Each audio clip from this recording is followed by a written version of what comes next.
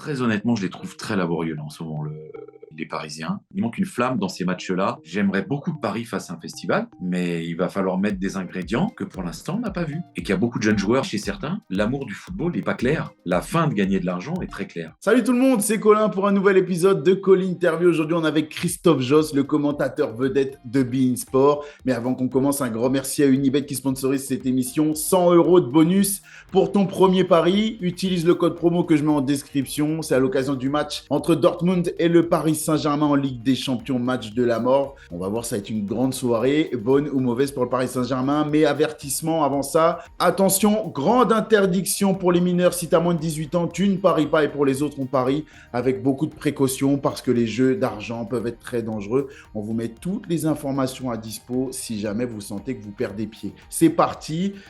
Christophe, comment ça va? Bah, ça va, je suis dans mes montagnes, venu préparer les périodes des fêtes, c'est-à-dire faire les décos de Noël sur mon chalet. Et voilà, et ce week-end, je repars à Paris. Je redescends à Nice demain où j'habite, et puis je repars à Paris pour les commentaires et à Manchester pour la Ligue des Champions. Parce que c'est pas encore les vacances pour toi. Il y a encore un Non, congé. non, les vacances le 24. Le Ouais. 24 décembre, parce que le 23 au soir, il y a de la Serie A qui joue. Et je vais y participer. Et après, il y a la Ligue des Champions avec un match, si je dis pas de bêtises. Je crois que tu es sur Manchester United, c'est ça? Oui, Ouais. mardi soir, Manchester United, Bayern. Encore une opportunité de t'entendre. On va faire une brève présentation pour les deux trois honteux qui vont regarder cette émission et qui ne te connaissent pas, même si je pense qu'il y en a encore moins que deux trois.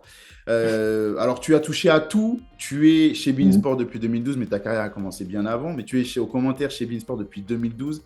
Il y a la Ligue des Champions, de la Ligue 1, de la Serie A, du foot anglais, les classicos. Je t'ai beaucoup entendu, moi, pendant les classicos. Mais aussi les compétitions de l'équipe de France, l'Euro, le Mondial. Comment on fait pour toucher à tout ça depuis si longtemps et garder toujours cette flamme pour le foot? Parce que le foot, c'est une passion, il faut une flamme pour commenter tout ça. Comment tu fais pour garder cette animation, cette passion pour le football en commentant autant? C'est naturel, d'autant que j'ai pas commenté que du football, j'ai commenté du ski alpin aussi, j'ai commenté du vélo, le Tour de France pour France Télévisions, une foultitude de sports quand j'ai débuté à la télé et sur Eurosport qui débutait en langue française. Et la flamme, elle ne s'éteint pas. Le jour où elle va s'éteindre, j'arrêterai de commenter. Si demain je vois que je suis plus passionné de football, je tricherai pas. Ouais. Donc là, il y a pas de débat là-dessus. Je la cultive, je l'entretiens tout simplement en commentant, en aimant ça, en préparant mes matchs et en allant dans les stades, en sentant l'air de la pelouse, en voyant des tribunes, en écoutant les supporters chanter. Enfin, tout ça, c'est ma passion. Je le dis souvent, mais je pense qu'on est tous logés à la même enseigne. C'est pas un métier, c'est une passion. On exerce une passion. On a ce privilège-là d'assister à des grands événements et d'être payé pour là où beaucoup de gens payent très cher pour venir au stade. En parlant de passion, on va parler du sujet chaud, pardon, avant d'entamer sur ton parcours à toi, et j'ai plein de questions pour toi. Mais le sujet très chaud, c'est le match à venir du Paris Saint-Germain en Ligue des Champions. Je sais que tu as un avis foot très prononcé. Alors, je vais profiter du fait que tu ne sois pas en commentaire où tu te dois d'être neutre. Dans les conditions de Coupe d'Europe, on a le droit, mais c'est pas toi qui seras au Ah, stade. quand il y a une équipe française face à une équipe étrangère, ma Pas grand-chose, neutralité hein. est mise à mal. Il y a du respect, il y a toujours du respect pour évidemment l'adversaire de l'équipe, du sportif français. Mais il y a une joie qui est pas feinte. Enfin, moi, je supporte prioritairement l'équipe française face à l'équipe étrangère. Euh, voilà, ça c'est naturel chez moi. C'est une sorte je suis cocardier, voilà, et j'aime bien que les équipes françaises battent les équipes étrangères. Mais encore une fois, si tu tombes sur plus fort, il faut respecter et dire bravo à l'adversaire, hein, ça, il n'y a pas de doute là-dessus. En tout cas, je crois que personne t'en voudra. À l'arrivée de ce Paris Saint-Germain qui est dans une situation un petit peu comme le PSG a l'habitude de, de se retrouver depuis quelques temps. C'est un peu du tout ou rien. Soit il y a une victoire premier du groupe et on dira bah, l'objectif est atteint. Soit il faut commencer à sortir les calculettes et espérer, et là, ça devient compliqué. C'était le groupe de la mort, personne ne s'en est caché. Il y a une surprise quand même, c'est notamment Dortmund que tout le monde annonçait comme étant plus faible et qui finalement, à Mm. l'arrivée aujourd'hui, se retrouve premier du groupe et a toutes les Mm. cartes en main pour se qualifier. Quelle première sensation tu as, toi, à l'arrivée de ce premier très gros tournant dans la saison du PSG? T'es confiant ou pas? Non, confiant, non.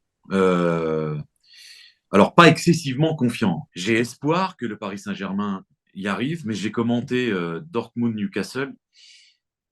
Franchement, ça va pas être une partie de plaisir. Il y a un stade où il y a 80 000 supporters hyper chauds. Ils mettent une intensité de diable sur la pelouse. Alors, il y aura a priori un ou deux absents, et notamment dans le secteur défensif. Euh, mais moi, ils m'ont impressionné, pour être très honnête. Et pour autant, il y a des failles dans cette équipe-là. Et les failles, elles peuvent être défensives.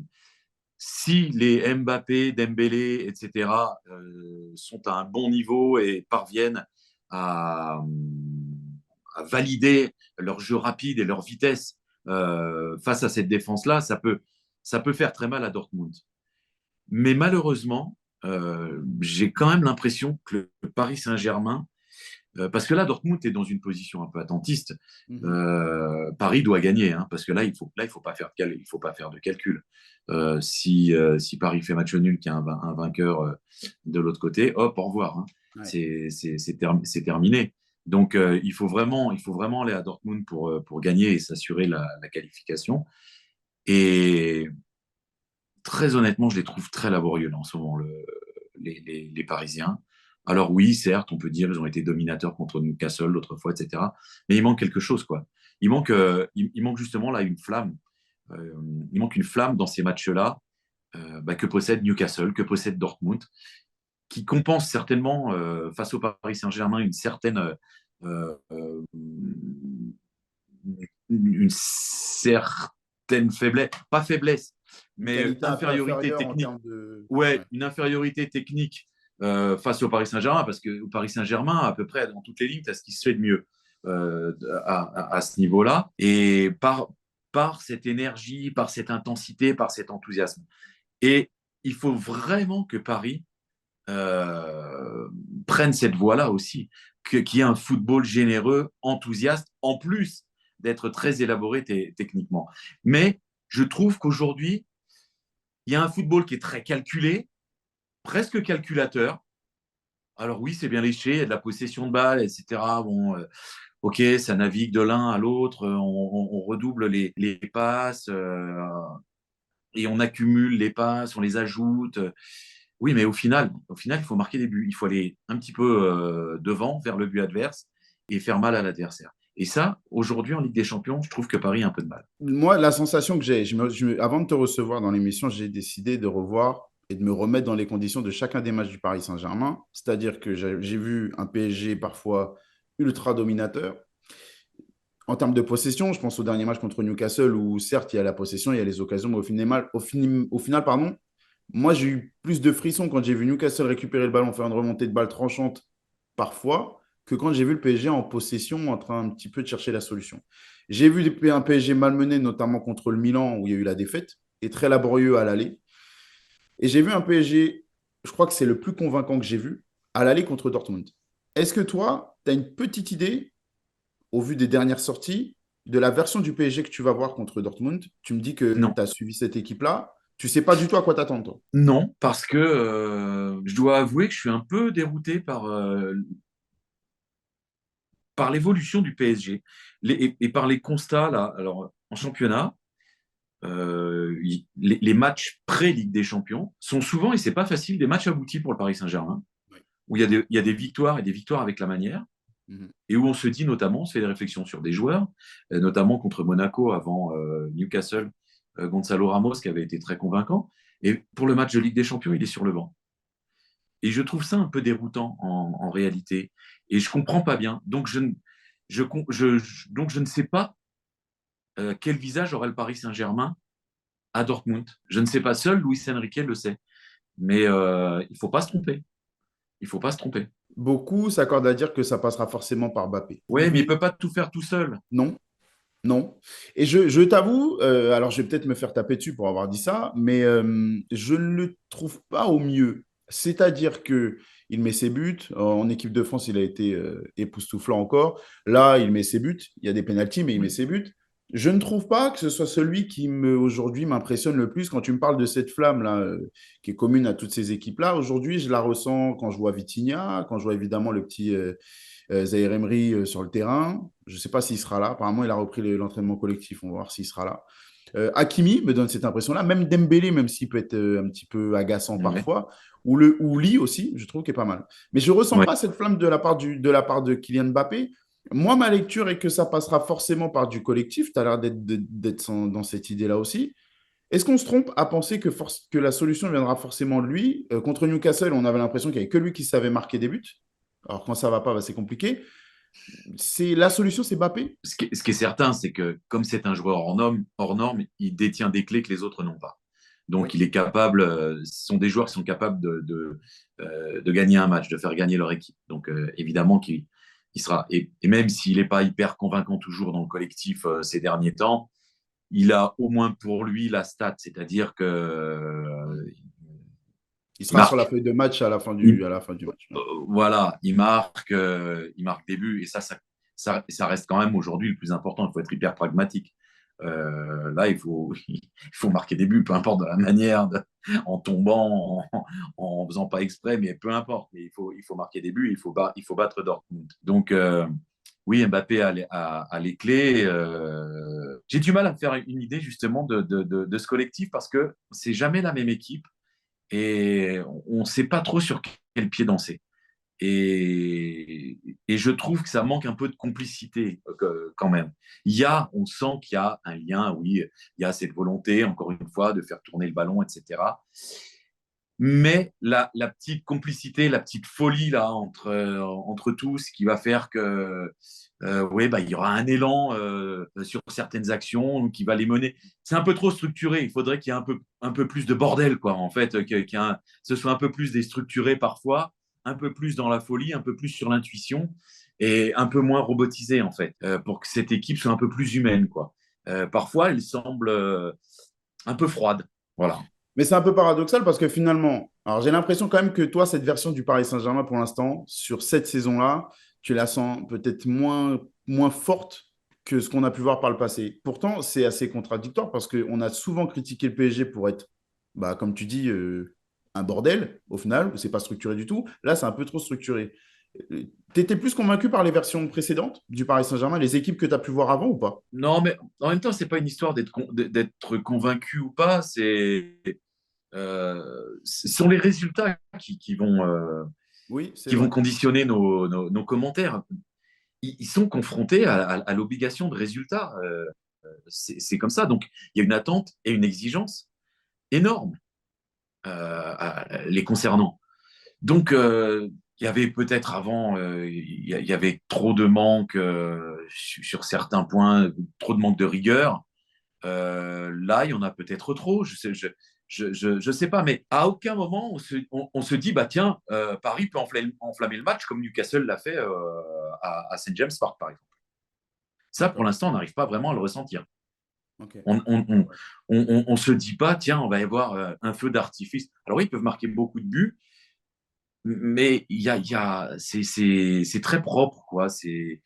Et parfois, ça manque de vie. Et ça, c'est la dérive un petit peu qui est pas très bonne en ce moment, quoi. Contre Monaco, tu l'as senti ce côté-là? Ce côté un peu plus vivant, ce côté un peu plus équipe? Ouais, parce que Monaco était très joueur en face. Oui. Monaco était très joueur, a beaucoup ouvert défensivement, beaucoup trop d'ailleurs, mais était très joueur. Donc, ça convient très bien à Paris. Est-ce que Dortmund sera joueur ou est-ce que Dortmund sera dans une position attentiste? C'est aussi ça. Parce que si Dortmund est un peu joueur quand même, comme ils le sont en Allemagne, Paris peut faire un festival, hein, il faut être clair quand même, hein. Oui. Ça peut tourner au festival. Parce que moi, j'ai Mais l'impression que Dortmund ne saura pas faire ça.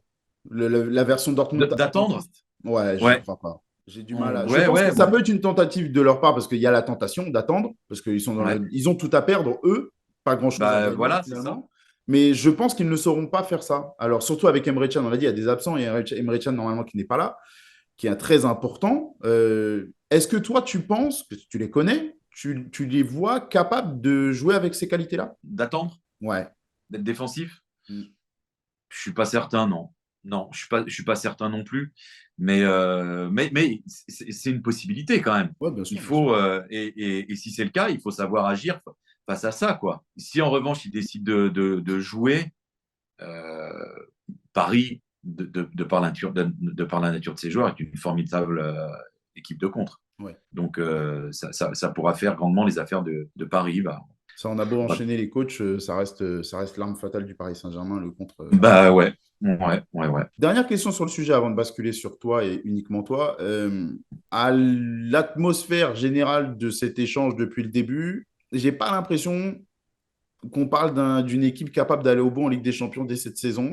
Après, on a vu des choses très surprenantes. On a vu des Real Ouais. Madrid très légers, à la limite de la crise en phase de poule et finalement aller au bout et de plus en plus convaincant. Est-ce qu'on aurait tort de penser que le PSG peut déjà le faire? Est-ce qu'il faut plus se projeter sur les 3, 4 prochaines années en ayant la même logique qui est en train d'être mise en place? Comment tu vois la chose, toi? Déjà, ce que je constate, c'est que Paris a perdu 2 de ses matchs. Ouais. Euh, en phase de poule, a déjà perdu 2 fois sur 5 matchs. Ça fait beaucoup, quoi. Est-ce qu'ils sont capables de radicalement changer ça et de devenir invincibles? Parce que s'ils se qualifient, évidemment que après on arrivera dans la phase de vérité avec les matchs à élimination directe. Mais il faut se qualifier. On n'a pas les garanties de qualification Non, aujourd'hui. Et non. c'est quand même tous les gros là sont qualifiés quasiment. Ouais. Après, c'était le Euh, groupe de la mort, hein. C'était le groupe le plus relevé oui, sur le papier. oui, oui, oui. Ouais, mais enfin, Même si je trouve que c'est que sur le papier. Mais bon. se faire battre à Milan, Milan qui était à la dérive, Ouais. se faire battre à Newcastle, je pense que Newcastle, c'est quand même ne pas parvenir à battre Newcastle. Ouais. Je pense que Paris, normalement, euh, si Paris cultive des ambitions, doit battre ces équipes-là. Si tu n'es pas capable de battre ces équipes-là, c'est pas bon signe pour l'avenir. Alors, bon, peut-être que c'est là le fait du moment, de cette première partie de saison, et que les choses vont radicalement changer après. Ouais. Mais encore une fois, il faut se qualifier et il n'y a pas de certitude là. Donc, c'est pour ça que moi, je ne suis pas confiant. Je suis même très méfiant là. Et je me dis, waouh, va falloir être costaud, quoi.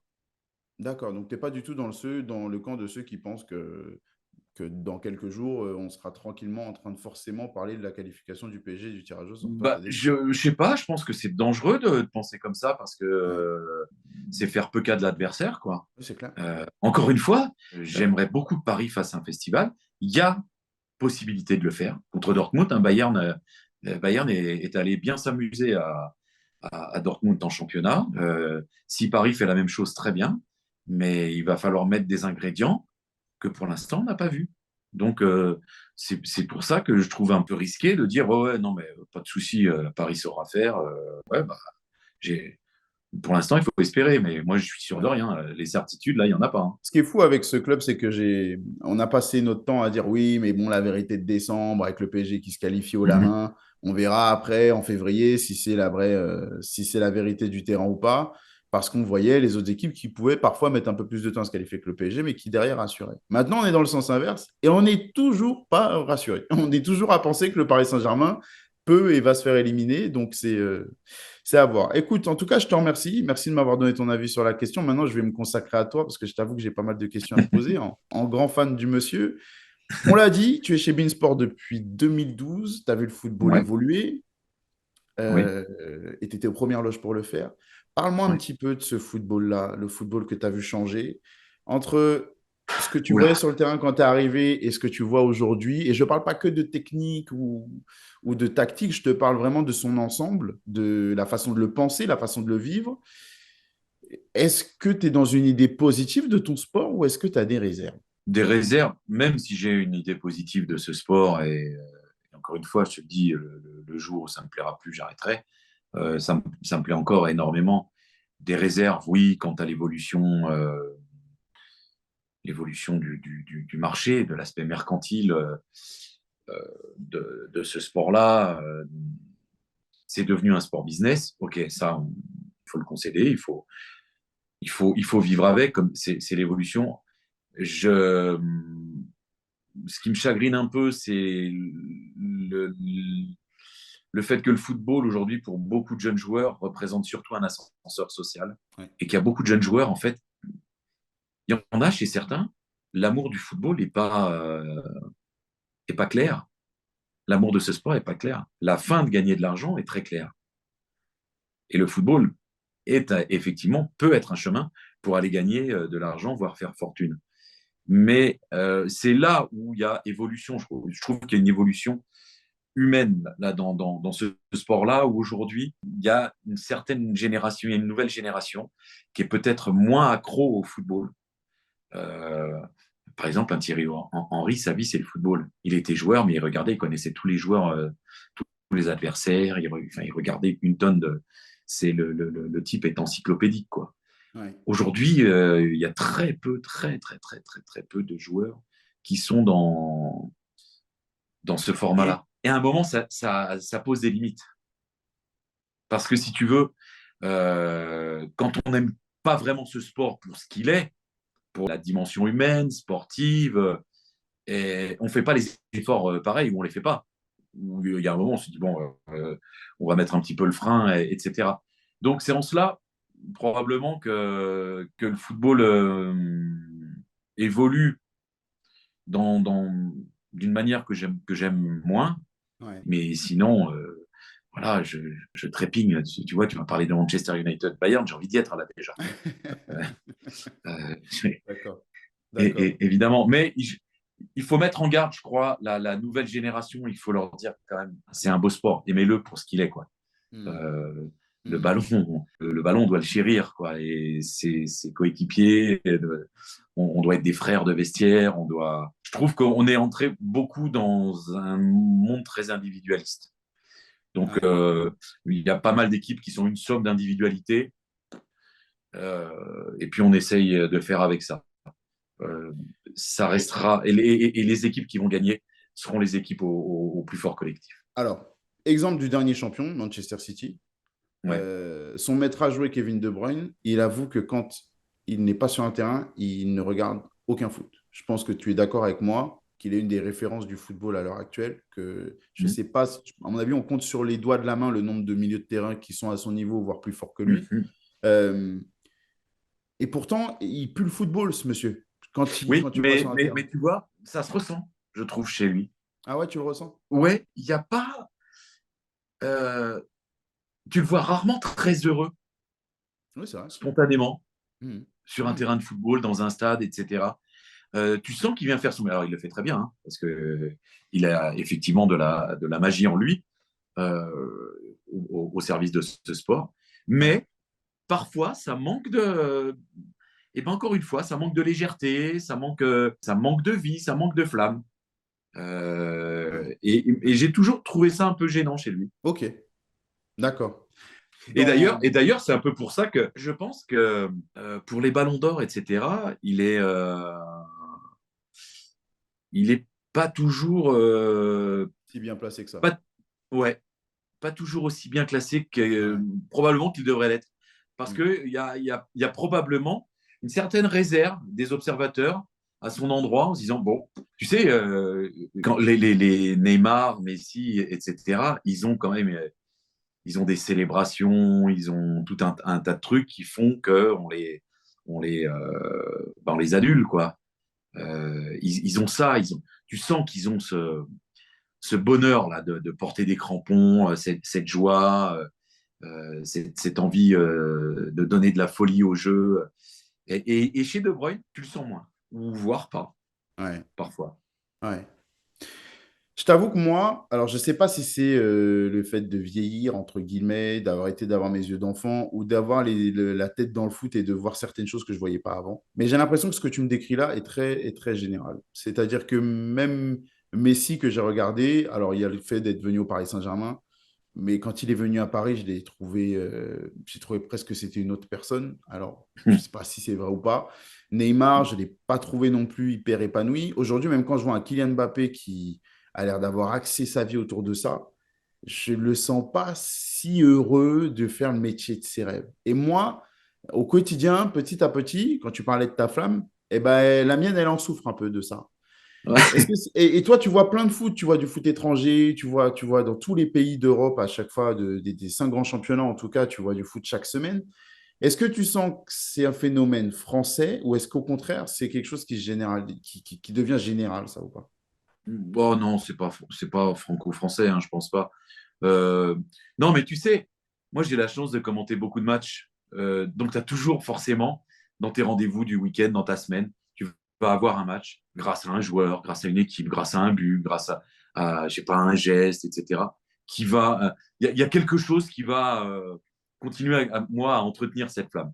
Tu vois, il y a tout le temps. Donc ça existe encore. Il y a beaucoup de passion dans ce sport encore. Il y a beaucoup de joueurs généreux, Ouais, beaucoup de belles choses qui se passent. D'ailleurs, je pense qu'il se passe majoritairement, c'est comme les trains, on retient souvent les trains qui sont en retard, mais on ne parle pas de la majorité des trains qui sont à l'heure. c'est vrai. Bah là, c'est un peu pareil, on pointe volontiers tout ce qui ne va pas, alors que globalement, c'est quand même plutôt de qualité. Le football aujourd'hui est de qualité parce qu'il y a une dimension athlétique qui est assez phénoménale. Ouais. Ça fait partie de l'évolution du football aussi. L'augmentation du pouvoir athlétique du joueur, quoi, Oui, c'est clair.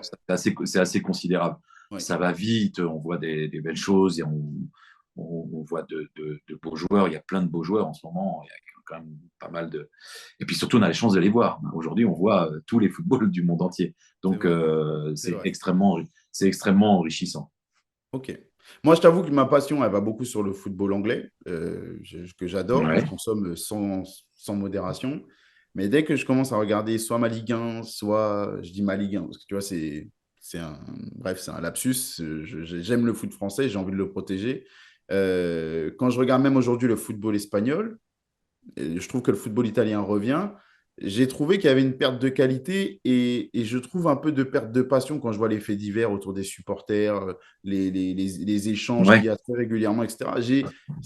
En dehors de la première ligue, j'ai ce sentiment-là. Donc, toi, tu me rassures là en me disant que tu ne le sens pas à ce point, mais tu me le confirmes. Faut juste que j'aille voir un petit peu ailleurs ce qui se passe pour être un peu plus tranquille et un peu plus enjoué avec mon football. Ouais. Non, mais il faut pas. Ah, il faut pas. Je sais pas. C'est peut-être la période. C'est peut-être du pas. Peut-être un mauvais passage. Il faut. Il faut Non, mais c'est pas. vrai, regarde, je prends l'actualité française. Je vois match reporté parce que KSH de bus. Ah Je oui, oui, oui. Non, vois, mais ça, je oui, oui. Non, vois mais l'OL qui est ça devient insupportable. pris en otage parce que la direction, ça va pas, les résultats sont catastrophiques. Je vois comment ça s'appelle, des scandales de le Paris Saint-Germain, qui est l'arme numéro un en France, en Europe, sur le territoire européen, bah, qui est finalement à ça de soit passer, soit se faire éliminer. Et les critiques, elles y vont à foison. À part l'équipe de France, bah, j'ai l'impression que le foot en France, c'est pas top, quoi. Ouais, c'est pas totalement faux non plus, hein. Ah, je T'as suis pas dans raison, le hein. faux, je suis pas déprimé. Non, non, non, non, non. T'es pas dans le faux, effectivement. On a d'énormes progrès à faire dans beaucoup de secteurs, ça, c'est certain. Déjà, il faut gagner. Il faut gagner une Coupe d'Europe. Oui, Il faut, euh, il faut qu'on acquiert ce savoir-faire de gagner en Europe. d'accord. Et ça, c'est pas normal. Par exemple, qu'on gagne pas une Ligue Europa parce que trop longtemps, on a manqué de considération pour cette compétition et j'ai trouvé ça absolument odieux, quoi, Oui. de prendre par-dessus la jambe cette compétition. Déjà qu'on gagne la Ligue Europa, Ou même la Ligue Europa Conférence, hein. mais même la Ligue Europa Conférence. Voilà, quand Rome l'a gagné, quand la Roma l'a gagné, les joueurs étaient très contents Hmm. de la gagner et c'est un trophée européen. Donc qu'on ne boude pas ces compétitions, qu'elles deviennent des priorités chez nous. Ça semble là être un peu le cas, ça semble évoluer dans ce sens-là. On accorde beaucoup plus de crédit à ces compétitions et C'est c'est vrai. tant mieux parce qu'on a des équipes qui sont en mesure de gagner ces compétitions-là. Donc jouons notre chance à fond. On a plus de chances pour la plupart des équipes françaises engagées dans ces compétitions, elles ont plus de chances de gagner les Coupes d'Europe que le championnat de France, hein. Ah oui, totalement, oui. Donc, Oui, totalement, c'est vrai. ou la Coupe de France. C'est vrai. Donc, il faut Totalement. vraiment prendre ça en considération, quoi. Il faut C'est vrai, garnir t'as raison. l'armoire des trophées. T'as raison. Je te le disais en off, dans cette émission, j'aime faire ressortir l'aspect humain des joueurs et des acteurs du football. Quand j'ai reçu Grégoire Margoton, il m'a parlé d'une rencontre qu'il avait marquée. Une rencontre, moi je vais te spoiler un petit peu, mais c'est Zizou, évidemment, il n'a pas fait très Mhm. original. Mais il m'a dit que voilà, il m'a pas simplement dit Zizou, c'est le meilleur, il m'a parlé d'une prestance, il m'a parlé de voir le crâne chauve de Zidane au loin avec la lumière et tout, ça le faisait vibrer. Toi, est-ce qu'il y a une rencontre comme ça un peu particulière qui t'a touché dans le foot, qui t'émeut un peu plus que les autres? Oh, j'en ai eu beaucoup. J'ai eu la chance, lors de la finale de la Coupe du Monde 98. Mhm. J'étais dans le dispositif Canal, j'étais homme de terrain, mais homme de terrain pour ce match-là, c'était homme de la loge Canal. Le Canal avait privatisé une loge et il y avait plusieurs invités de prestige et notamment Johan Cruyff, avec qui je parlais anglais et qui était ravi de trouver quelqu'un qui parlait anglais dans la loge. Et donc, il s'est assis à côté de moi et j'ai vécu la finale de la Coupe du Monde à ses côtés, où il n'a pas arrêté de parler, de me parler. J'avais mon propre consultant, en fait. Il m'expliquait le match. Quand De Sailly sort, il me dit, mais t'inquiète pas, vous allez gagner 3-0. Je l'ai regardé. Je dis, mais vous êtes un extraterrestre, monsieur Cruyff, c'est pas possible. Enfin, et oui, il était un extraterrestre. Il est un monument du football, il est une légende du football. Et j'ai eu la chance, dans cette finale, dans ce moment merveilleux qui était la finale de la Coupe du Monde 98, dans ce moment magique, de vivre, moi, personnellement, un Ouais. moment magique. C'est-à-dire de discuter avec une légende, quoi, avec Johan Cruyff, pendant. J'ai passé 2 heures de ma soirée Incroyable. à parler avec Johan Cruyff. Donc ça, c'était évidemment gigantesque. C'est fou parce que dans l'un des moments les plus forts de l'histoire du foot français, toi, tu arrives à avoir ton micro-moment encore plus fort encore. Ah, C'est incroyable. mais c'est, oui, oui, bah donc ça te marque à vie, quoi. Ah ouais, c'est super. Euh, D'accord. OK. Et aujourd'hui, alors tu vois, tout de suite, tu me parles du foot d'avant. Dans le foot d'aujourd'hui, il y a quelqu'un qui génère ça chez toi? oui, alors, quand il a été champion de France avec Monaco, j'ai interviewé le lendemain du titre Kylian Mbappé, OK. qui était super. On avait déjà fait une interview en longueur avant avec lui, etc. Mais le lendemain, il est là, il vient sur l'esplanade devant le stade Louis II. Et j'étais avec mon gamin qui avait apporté un ballon à faire signer à Kylian. Le gamin était petit à l'époque et il était en train de taper dans le ballon et tout. Et Kylian, en attendant, est arrivé en avance. On attendait d'avoir le faisceau, d'être en direct. Ben, en attendant, il s'est amusé avec mon gamin. Il a échangé des ballons avec mon gamin, comme ça, tout naturellement. Et, et du coup, Gabriel, mon fils, a oublié de faire signer le ballon. Mais il était là, il a joué avec Kylian Mbappé, quoi. Et ça, c'était fabuleux. Et j'aimais beaucoup la fraîcheur de Kylian dans cette période-là. Alors, il a changé parce il a fallu qu'il change en arrivant à Ouais. Paris Ouais. Saint-Germain. Il faut jouer des épaules pour s'imposer dans un vestiaire comme ça. Donc, et il faut évidemment évoluer. Mais je trouve quand même très souvent chez ce garçon, il y a toujours ce truc qui ressort, ce sourire spontané. Il y a toujours les yeux qui pétillent. Enfin, il a toujours un petit quelque chose que je trouve très attachant. Il l'a toujours. Tu me confirmes, pour toi, il l'a pas perdu. Ouais, ouais. OK. Ouais, il y a des fois, je retrouve le jeune homme, hein, il avait 17 ans, il était déjà très mûr. Ouais. J'allais dire le gamin, mais non, il était déjà plus un gamin. Il grandit tellement vite, lui, dans sa tête. Enfin, euh, et je trouve qu'il a toujours ça. Parfois, je vois, il a des regards complices, il a ce petit sourire là. Je trouve qu'il a un peu une petite trogne moqueur parfois, tu vois. Un petit peu le petit lutin qui vient te chatouiller. Et, souvent, je retrouve ça chez lui de temps en temps. Et il conserve encore cette fraîcheur-là. Même s'il a un statut aujourd'hui, mais waouh, Oui, bien sûr. c'est un truc de fou ce qu'il doit porter sur les épaules, etc. Mais de temps en temps, ça ressort. Naturel, hein, c'est comme ça. Hein. Ouais. Ça fait 20 ans que tu es dans le métier maintenant? Ah non, 2012, 33 ans. 33 ans, monsieur. Bravo, monsieur.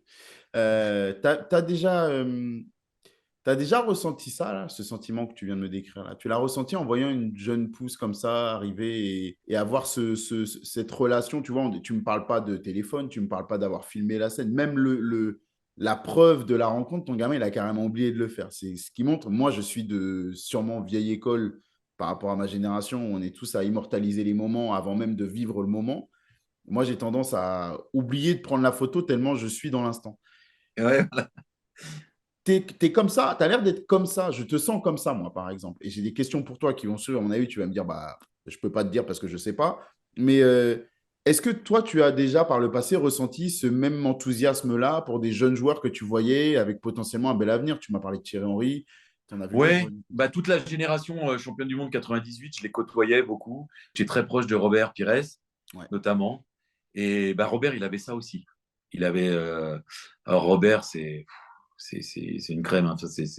Oh, oui. C'est un mec extrêmement gentil. Enfin, et donc, on se côtoyait beaucoup quand il émergeait, quand il était à Metz. Là. Et bah oui, il avait ça. Robbie, il avait ça aussi. Ouais. Et toi, tu C'était ressentais dans cette les yeux. même bienveillance envers lui? Parce que là, je ressens énormément de bienveillance quand tu me parles de Kylian. Tu es plus vieux, lui est plus jeune par rapport à. Il y a un écart d'âge qui est plus important, mais est-ce que tu ressentais déjà, toi, cette bienveillance vis-à-vis des autres aussi, vis-à-vis des joueurs comme Robert? Oui, oui, oui, bien sûr. D'accord. Ouais, ouais, complètement. Bon, on est devenus amis. Hein. C'est un ami. Je m'approchais de lui. Ils ont un magnétisme, ces mecs-là, si tu veux. Alors, Rob, c'est sa gentillesse, son sourire. C'est un bonheur d'être à ses côtés. Donc, il faut profiter de ces moments-là, quoi. Lui, mais il y en a d'autres hein, dans cette génération-là.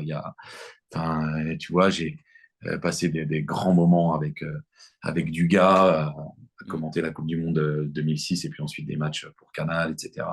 Mais parce que c'est pareil, je trouve que c'est un mec qui a toujours eu de l'épaisseur, y compris quand il était jeune joueur tout le monde le considérait comme un branleur, etc.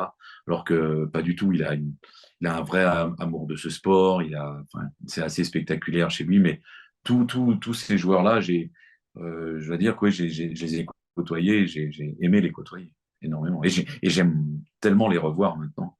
On a parlé, tu m'as dit 33 ans de carrière. Est-ce que quand tu vois la vague d'évolution avec bah, des profils comme moi, hein, YouTube, les journalistes qui ont une façon d'exercer qui est aux antipodes de ce que vous pouviez faire et la façon dont vous prépariez les matchs, la façon dont vous travaillez au quotidien, etc.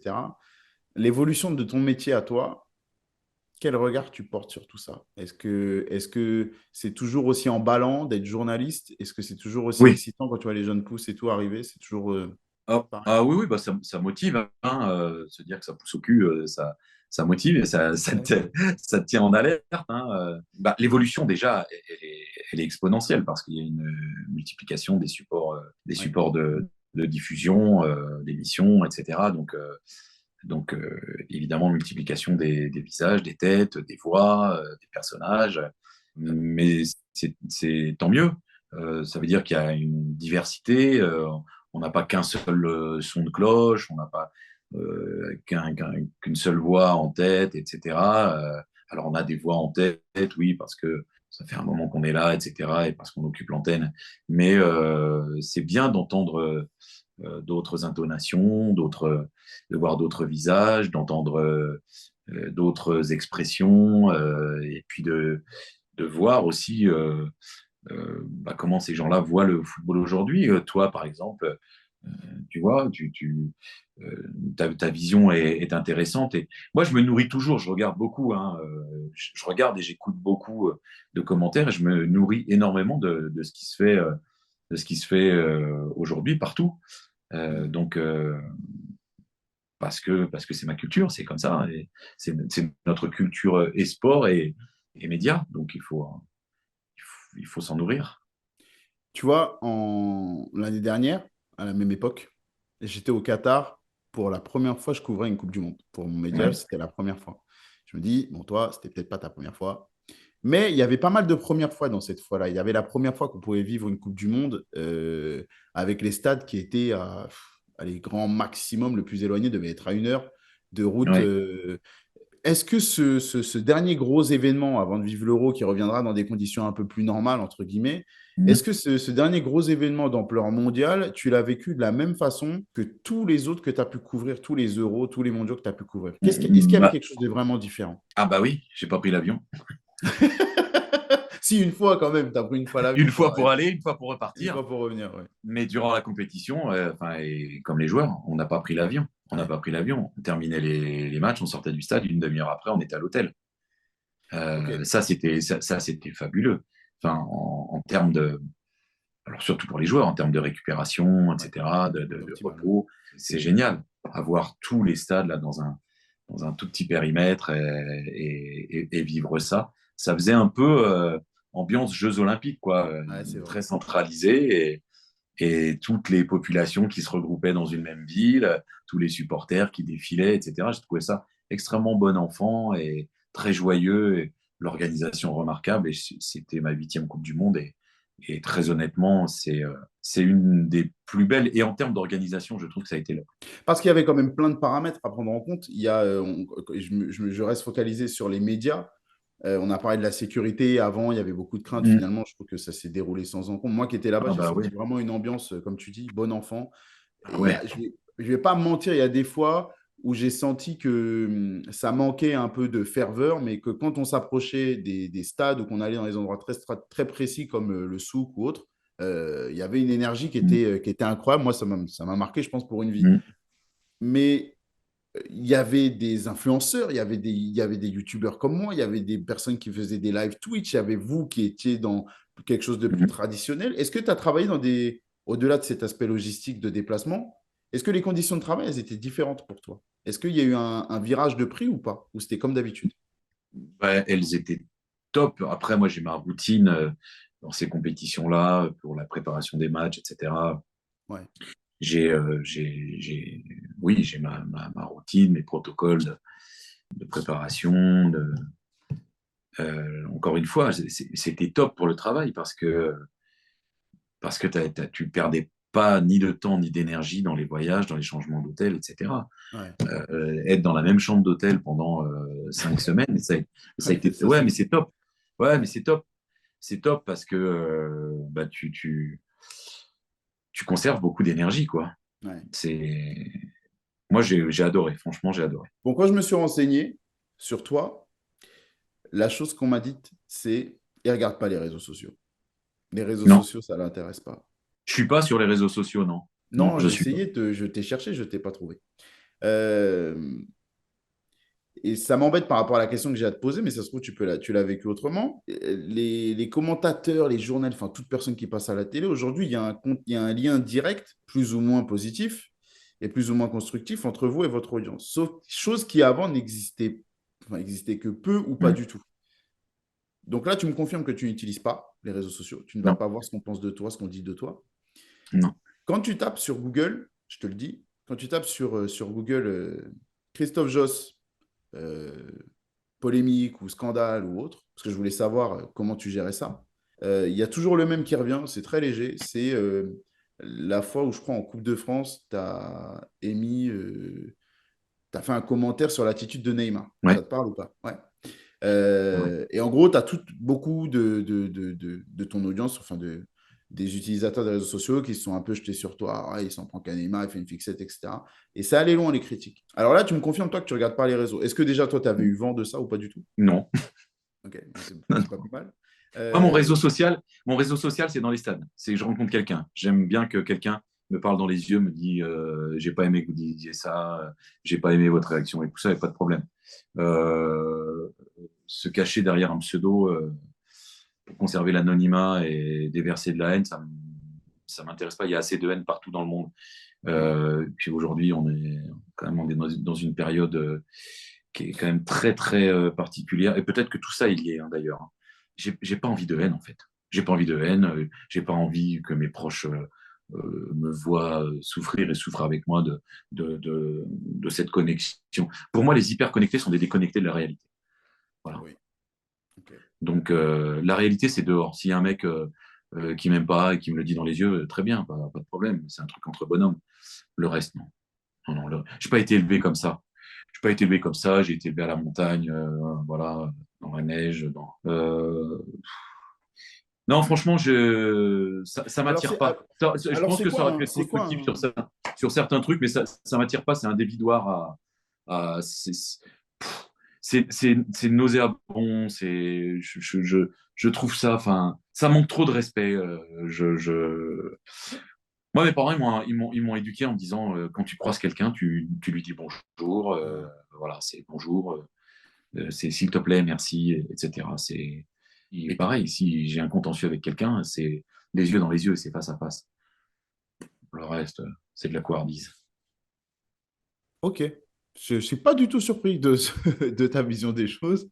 Elle se rapproche de Et la mienne. surtout, et en plus, ça me permet justement de garder ma liberté de ton et de commentaires. Parce que sur cet épisode Neymar, Ouais. et il y a les retours que tu as vus, donc tu me dis là, dont tu me fais écho sur les réseaux. Mais moi, il y a beaucoup de gens que j'ai croisés qui m'ont dit bravo, vous avez eu le courage de dire ça. Ah ouais, ok. Voilà. Mais voilà, mais En face à face. en face, Ouais. quoi. Ouais. Voilà.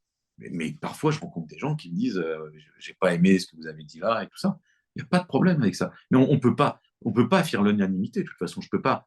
Il y a une émission qui s'appelait comme ça. On peut pas plaire à tout le monde et c'est la vérité. Faire l'unanimité, c'est suspect, je pense. Donc, je, non, je veux pas. Je veux garder ma liberté de ton. Et donc, je reste comme. Et puis, de toute façon, je suis nul. Tu as vu le temps qu'on a mis à se connecter. Je suis nul. Alors, Alors, déjà, en plus, je vais te dire, si tu me dis, il faut écrire en mettant des hashtags ou je sais pas trop quoi, ou des. Non. Là, il faut m'oublier. Là, je vais te dire, voilà, j'ai déjà du mal à répondre aux SMS, aux trucs. Non, D'accord. voilà. Cet argument, il vaut tous les arguments du monde. Je suis d'accord avec toi. Euh, non, mais en plus, je suis d'accord avec avec tout ce que tu viens de dire. Le côté réseaux sociaux, moi, je trouve que c'est surtout un en particulier, je trouve qu'il est un fléau. Mais j'ai du mal à le consommer comme ça. Mais alors, du coup, parce que je te pose cette question parce que c'est souvent la réponse que me donnent les personnes un peu connues sur un jour, un mauvais jour, une mauvaise période qu'elles ont pu rencontrer. C'est en général un bad buzz qu'elles ont pu vivre. Toi, tu es un peu protégé de ça. Est-ce que quand on est protégé des réseaux sociaux parce qu'on s'en protège, est-ce qu'avec le métier que tu exerces, on a des moments où on est dans le creux de la vague? Est-ce que ça arrive, ça? Quand on vit de sa passion, c'est-à-dire aller Ouais. commenter des matchs, c'est quoi être dans le creux de la vague Mais dans ta vie à toi? bien sûr il y a des moments où ça va pas. Tu sors d'un stade, tu te dis merde, tu es défait parce que tu t'es trompé, parce que tu n'étais pas bien, parce que tu n'étais pas dans le ton, parce que tu as loupé un truc. Et comme tu es en direct, quand tu dis une connerie, ça fuse, c'est parti. Hein. Ouais, C'est fait, c'est terminé. Tu peux pas revenir. Tu peux pas revenir en arrière. non, C'est du direct. ouais, Donc, bah, une fois que c'est parti, c'est parti. Alors, bah, la bourde, elle est plus ou moins importante et tu dis, bon, c'est pas bien et ça te met mal. Ouais, tu peux être chiffonné, etc. Mais c'est aussi ce qui fait le sel de ce métier. C'est être confronté comme ça au risque, à ouais, ce risque-là. Bah, ça te crée des émotions, ça te procure des montées d'adrénaline que seul un sportif de haut niveau peut connaître. d'accord, Donc d'accord. bah ouais, c'est un peu comme un sportif. Tu as tes moments d'extase et puis tu as tes moments où ça va moins bien. Parce que c'est la vie, hein, c'est juste l'histoire de la vie.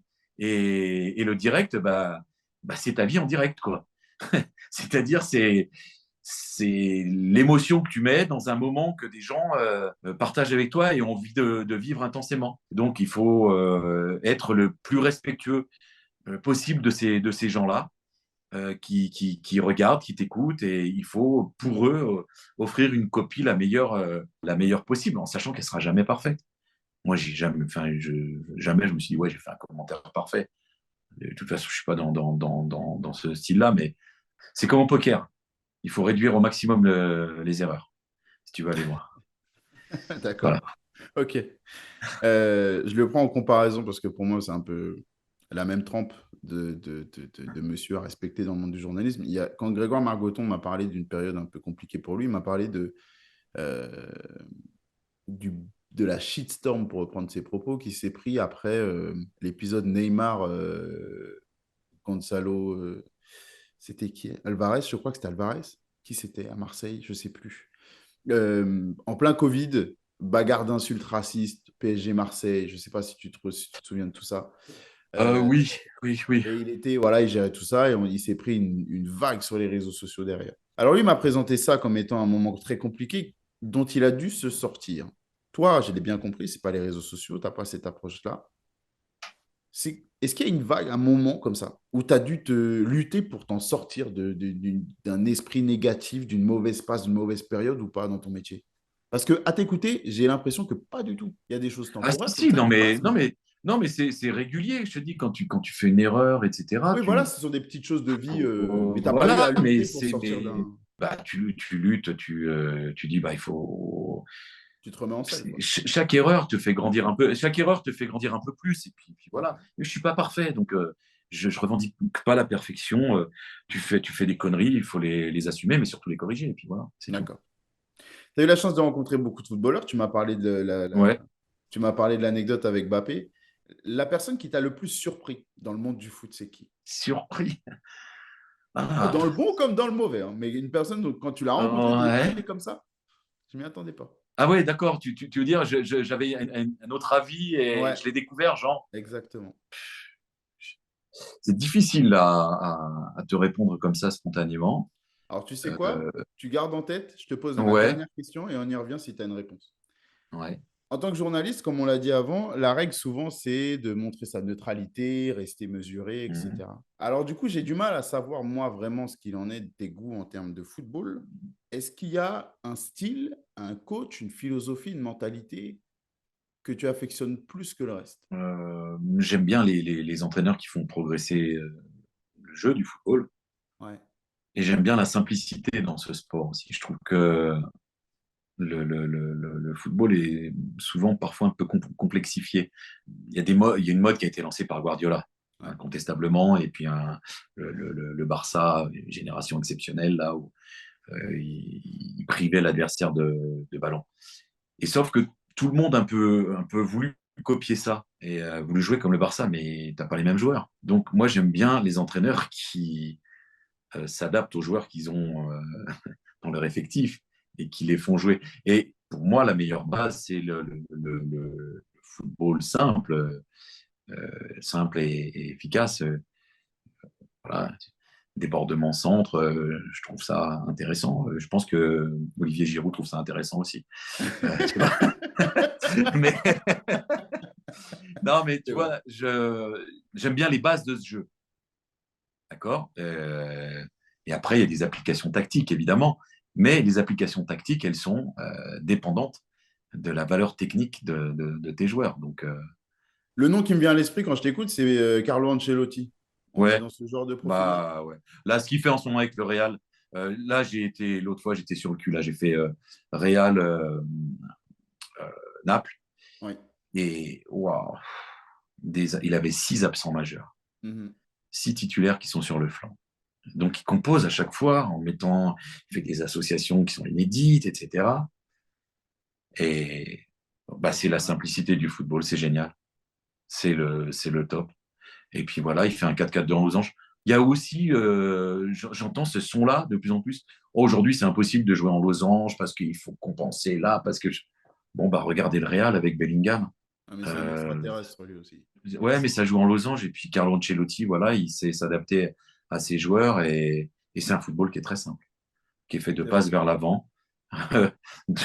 Je contrôle, je passe, je renverse le jeu et, voilà. Et j'ai été très très impressionné par ce Real là l'autre fois. D'accord. Est-ce que tu as une réponse qui est venue sur ma question? Cette personnalité qui m'a surpris. Moi, je vais te dire, moi, l'exemple que j'ai eu, c'est Patrice Evra. Je suis arrivé dans l'interview, je crois que Mm. c'était une des premières que je faisais en physique de cette ampleur-là. Et je suis arrivé comme ça, en me disant, lui, avec les journalistes, s'il décide que c'est un mauvais joueur et qu'il va me bouffer, il va me bouffer. Et ben, j'ai trouvé un mec souriant, Ouais, hyper agréable. alors oui, je l'ai. Vas-y. Euh,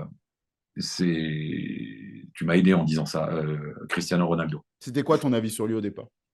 Bah non, pour moi, il était inaccessible. Mhm. Pour moi, il était inaccessible. Et puis, j'ai commencé à aller dans les couloirs de Santiago Bernabéu et tout ça, où il est et toujours très professionnel, zone mixte, mais le sourire, surtout, le sourire. Ok. Et puis une vraie générosité. Alors j'ai eu la chance de voir une scène absolument géniale. Il était sur un yacht en vacances dans la rade de Villefranche, sur la côte d'Azur. Et il y avait un toboggan sur son yacht, toboggan qui te descend et qui te fait plonger dans la mer. Et il y a deux, trois gamins qui faisaient du paddle et qui l'ont reconnu. Et il les a invités à monter sur le bateau et à faire du toboggan. Et j'ai trouvé ça génial. Voilà. Incroyable. Voilà. Donc, euh, c'est une méga star. Ouais. Enfin, le mec, c'est une méga star dans le monde entier. C'est un travailleur, c'est un stakhanoviste du football. Et il a cette gentillesse, cette générosité. Voilà, ce sourire vrai. Quoi. J'aime bien le sourire vrai. Lui, il en a un vrai. Hmm. Ah bah, j'ai bien fait de t'aider un petit peu parce qu'elle est pas mal, Bah tu sais, ouais, cette anecdote.